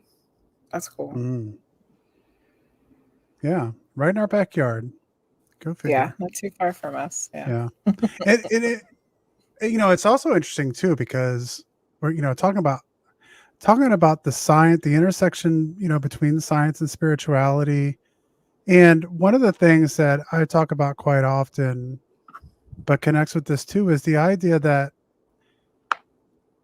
if these institutions who tend to stray away from these kinds of thoughts, like if they didn't believe in them, that would be one thing. But more often than not, I found that your local police department has probably worked with the psychic, and the FBI and the CIA have worked with psychics, and the Air Force and the Army work with psychics. And so why it can be kind of a taboo thing, or whatever the word for that should be in our society, all these 3-letter institutions are doing it and using it. So it's just, it's all there. The people just don't see it happening around them.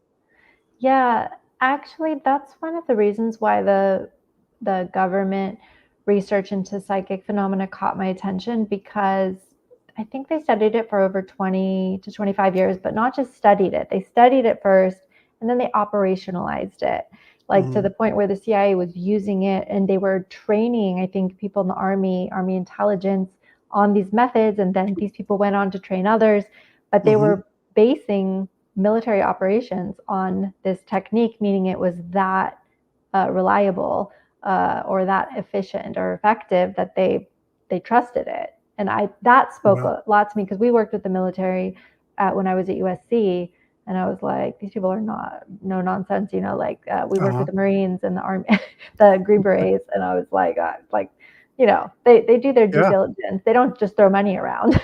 Exactly. Yeah. Well, yeah, and they're not going to put a whole bunch of effort and create whole organizations to utilize that, and I mean, like our drug enforcement, like in our country, like work is being done with psychics on that. Like, I mean, I think it would probably amaze people if they knew how much spiritual people, psychics and mediums and stuff like that were working with law enforcement and stuff like that, because they don't put that information out there, but they're doing it on a regular basis. Yeah. Hopefully I don't know, hopefully we'll see a shift. Yeah, because that could destigmatize it, I guess, to a certain. If like your local police force came out and said, "Hey, we solved this problem and we used the help of a psychic," but instead, what happens is they say, "Hey, we solved this case," and then you never hear the. Yeah, and I don't think a lot of people realize that. I don't think a lot of people realize that. Like they can't really say that they worked with the psychic. Yeah, I remember the research group that was working for the government. Eventually, that research got defunded completely after like 20 plus years. And I think part of the motivation was religious, that the people who moved in to power in the administration or whatever, the people who moved in the bureaucratic hierarchy who had control of the purse strings had religious reasons for discontinuing it. So yeah.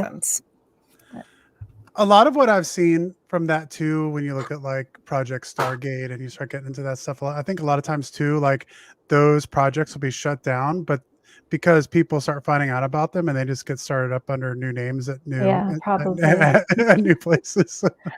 Yeah. I hope so. I hope it's still going on. Yeah, exactly. Yeah. I guess unless they're using it for terrible things, then stop it. Well, they are. Yeah. They definitely are. They are. Yeah. So we've got about 20 minutes left. If you have any questions for Mona, please put them in the chat. Priestess of Wonderland was just realizing that she's heard of different things that might have come from this place. Is there a spirit communication technique called the Esalen method, or am I thinking of something different? And then she said there's a massage called that too. She's wondering if they might be developed in the same place that you were talking about. I'm not sure, but probably because they had. Esalen is such a fascinating place. So Jeff Kripal wrote a book about Esalen, which again is kind of academic, but it was also really fun read because describes all the personalities of the people who founded it, and it was just incredibly weird place, incredibly unique people. And I mean, yeah, I just think it's fascinating how much has come out of that spot, how much new thinking and new therapeutic modalities. So it's possible. They actually had a lot of weird gestalt therapy came out of there. They did have massages, a lot of like naked massages. But I don't know if they called it like the SM massage.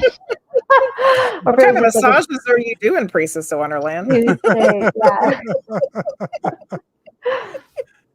No, I imagine that probably is where it was. It sounds like they did all kinds of things there. You know, it was a think tank and a place to try things. Yeah. Mm-hmm. It's very interesting. Mm-hmm. So we've talked, and like Jenny said, if you guys have a question, feel free to throw them in chat, and we will get the messages across there. We have all the links to be able to find Mona up at the top of chat, and if you're listening later, I'll have those in the description below. But you can go to Mona Sobhani phd.com is the website, MonaSobhani.phd.com. And you can also check out the book on Amazon. I imagine that's the best place to check it out for you, is Amazon to find the book. Yeah, it's for wherever books are sold, but yeah, Amazon has it. Excellent.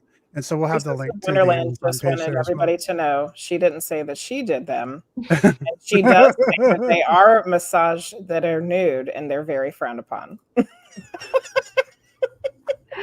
Thanks for that. Thanks for that clarification. It's just that societal stigma again. Yeah, exactly. Why can't they be nude? Yeah. So I was go ahead. Well, I was just going to say we've talked about kind of the journey and going through that process, and so moving out of that, how has that affected like what you're doing now and what you're looking at moving to in the future?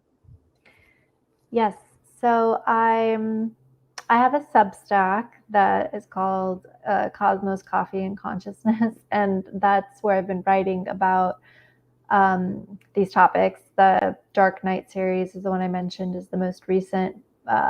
But before that, I was writing a lot about psychedelics, kind of like public service, putting the science out there. And then started writing about the weird stuff that happens on psychedelics, because I noticed nobody was talking about it, and it was kind of strange. So another thing I'm doing is I have a collaborator who's also a neuroscientist, but open to these topics. And for 2 years, we've done this, and we're going to do it again this year. We went to our annual Society for Neuroscience conference, which is like our main conference every year. I hate going to it, but I actually stopped going to it for years. But she's like, we should go have a neuroscience and spirituality, like social. I was like, it'll just be us. Like, nobody's going to go. But we did it in 2022, and she put up flyers all around the conference center saying, have you ever had an experience you couldn't explain with science? Come to our social. And then a shit ton of scientists showed up. Yay! So yeah, it was like postdocs and grad students and faculty. And so it was crazy. It was really fun. And we talked about psychedelics and psychic phenomena and reincarnation and God and everything. And so then the second year, last year, we did alternative models of consciousness, and we actually had speakers come. Bernardo Kastrup, Jonathan Schooler, Donald Hoffman, Julia Mossbridge, and then Allison and I spoke. I hope I'm not forgetting anyone. Anyway, and that was good, but we liked the social more, so we're doing that again this year, and it'll be in Chicago. It's open to the public, and I'll post information about that on my website if anybody wants to come hang out with scientists. And we also sent out the spirituality social sounds fun. Yeah, they were groovy. I didn't mind our event. Otherwise, the conference is terrible. But we also send out a newsletter, her and I, every month, if we remember, with like recommendations on books and podcasts, basically about science and spirituality stuff, and it's stuff we're reading or that's impacted us. And all of that's on my website, though, so you can find all that there. We're doing that because we just noticed that there's a lot of scientists who are interested in this stuff, but they don't talk about it because they're scared. So they don't, just like me, they didn't know that their colleagues are interested. And they also don't have the time to go out of their way to read about this stuff or go to conferences or spaces where other people are into this. So we thought if we just go to them, like at the conference they're already at, then we could start, getting in touch with more of them and showing. And we also share our stories, so kind of trying to destigmatize it a little bit. And they shared too, which was very exciting. So the first event, and I'll tell you, it was funny. The first event we went to, it was me and Allison, and it was 2020. The book had just come out. I was still kind of scared, but Allison has been on this journey much, much longer than I have. So I started off by talking to the group, and I gave a watered down version of my story. And then Allison went after me, and she's like, so when I was young, I had telepathic communication with my dad. And she started just talking about her experiences, and I looked at her like, they're going to hang us. Like, what is she doing? But then right after she spoke, someone in the audience raised their hands and was like, I have dreams that come true. What's that called? And then someone else said something. Yay. Yeah, and we were like, I was relieved. As Allison said, she knew that was going to happen. But it was very encouraging, and a lot of them contacted me after to share their stories, the ones that were more emotional or private, but they were excited to share it with someone. And what I learned actually from those stories was that it's really cool to have scientists flip, because they have the statistical thinking to discern their experiences, or like their analytical minds can tackle it in a way that others aren't trained to. And so they gave me a lot of examples like that, and I was like, this is great. Like, these stories are insane. Like, I would never even think of, like, one of them, I just love this story so much because I would never even think of doing this, but she said she had gotten a tarot reading, and she was doing it over Zoom, and she didn't tell the tarot reader, but she got her own tarot deck and was pulling cards at the same time as the lady. And she said the cards were the same. And she said she actually literally went and did the statistics to tell me how unlikely it was that would happen. And I thought, okay, that's why this is great. Because if you present that with numbers and she's telling me in private, that's not like she's trying to, impress me or lie or anything. And so there's a lot of stories like that. And I think they're so great. It's amazing because I read tarot. It's something I started working on a few years ago, and I've done a lot of readings now. I've done enough readings to get into it, and there's still cards in the deck that I've never drawn for someone's reading, and then there's cards that I've drawn come out almost dozens of times. And we'll have discussions about that, about the statistical probability of having this deck that you've never drawn like 10 of the cards like more than once or something. And it really is. And those are the things that make people, when you start to say just a little bit. It makes you it kind of jolts you into being a little more open. Because how can you not be? Or like, that's crazy. And you don't see that kind of like jarring data in a normal everyday situation in a science lab.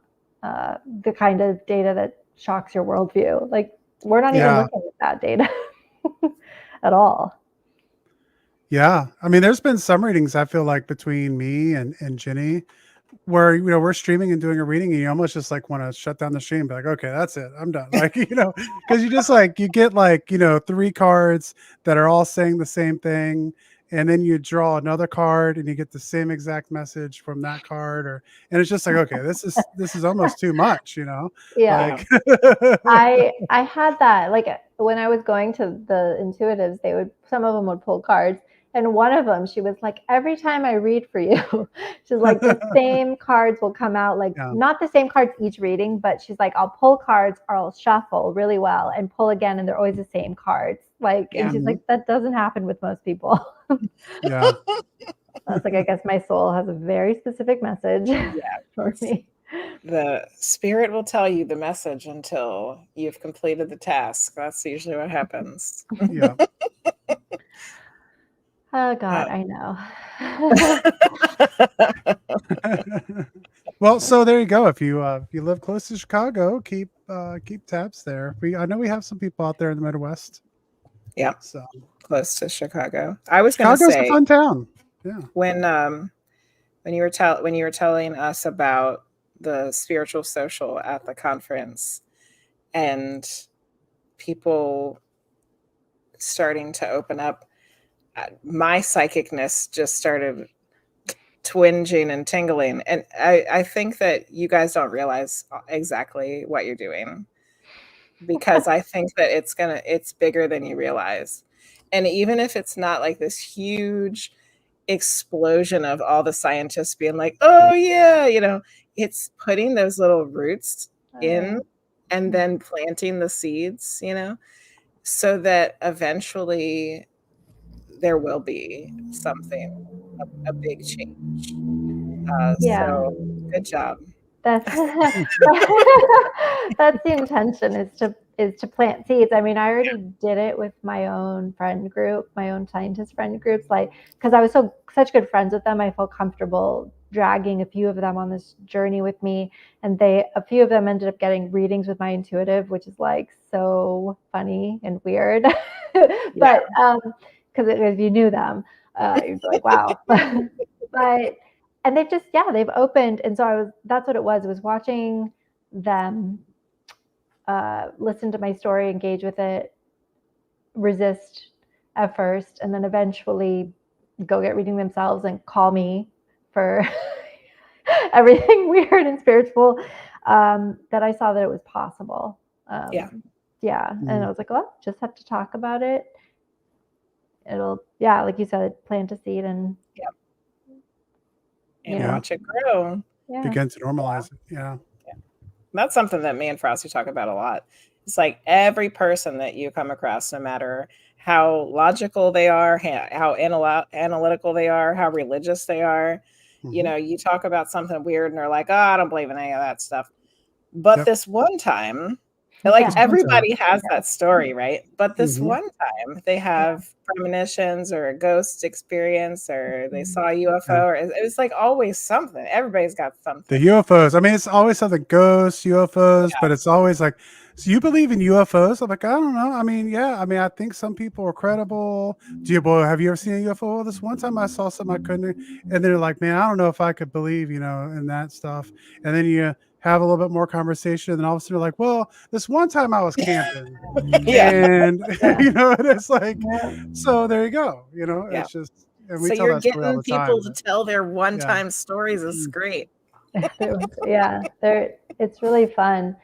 And I think they leave too, the ones that can't remember, and then later they'll remember. And because that's what it too, like you suppress it.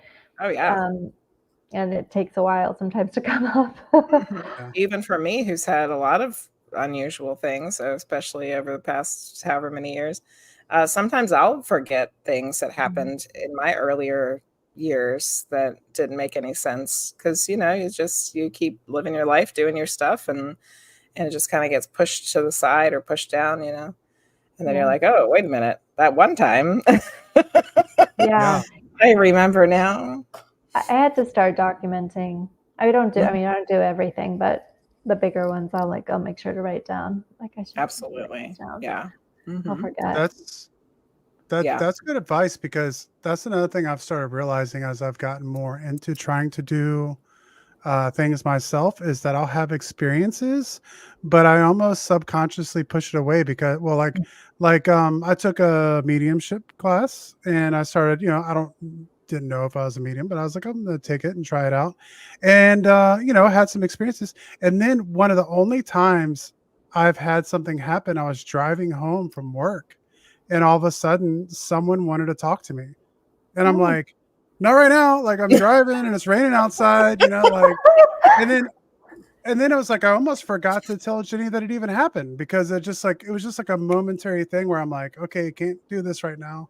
Yeah. And then it was like, okay, all right. So it makes me wonder how many people have had something like that happen and they don't even realize that it occurred. Yeah. Yes. Yeah. So one other thing is Allison, that's my collaborator. Allison and I also we did 2 science and spirituality retreats, and the focus was supposed to be on the scientists who are curious, but who don't have time or whatever to explore this stuff. It didn't end up being that. I had a very specific idea of what I wanted, and it wasn't that, but it was mostly because we just wanted to try something and pilot something. So it ended up being scientists who are basically already interested in this stuff. But the idea was we could create a space where people who are curious or on the fence could come in and we could present some of the scientific data to them in a fun way, because I hate PowerPoints now. So in some other fun way, and so that they can see it, they don't have to look it up themselves. We can just get the main points to them. It doesn't, we don't have to get into the statistical weeds. And then we would have an experiential section where we do something with them, like a subtle energy class or something. But I was thinking, like, there's these, you could, you can bring an object with you and they could exchange it. I've seen those kinds of classes where psychometry, yeah. And then they'll like draw or write notes of their impressions, and then people will realize, like, oh my God, I'm a medium, like I got, or whatever, like I'm psychic, I got like all this information that was like ridiculous. And I think something like that, where they're not going to be familiar with what they're doing at all. But if a few of them or a lot of them they'll be blown away by that. Yeah. Because again, they'll have the understanding of like, wow, what are the odds of like, me getting all these things right about this random, object that from this person I don't know. So they're all going to go home and get their calculators and rulers out and be like, what are the odds of this? Yeah. And it like makes it real to them, right? Because even if it's not them, if it's the person they're with, or if it's someone nearby, it still makes it like physically close to them. And I think that that's important. So one day we will do that soon. Excellent. Yeah. All right. Well, it was an absolute pleasure having you on. We've reached just about the top of the hour. So thank you so much, Mona. So fast. It did. It flew by. Well, thank you so much for having me. It was so much fun. I needed it. It was a blast. Good. I'm glad to hear it. Thank you for everyone who is listening somewhere else at another time in another place. We will be back with a new episode next Tuesday, not Thursday. We're going to have Ali Cardinale on. We are going to talk about witch doctors, the left-handed path, and a whole lot more. So that's going to be an interesting show. So make sure you catch us. And until then, we will see you all next time.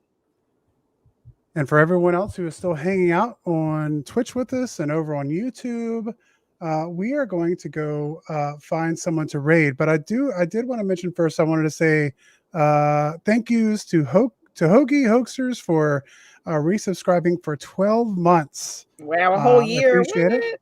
Yeah, a whole year. And CMC Airboss resubbed and has been subscribed for 6 months.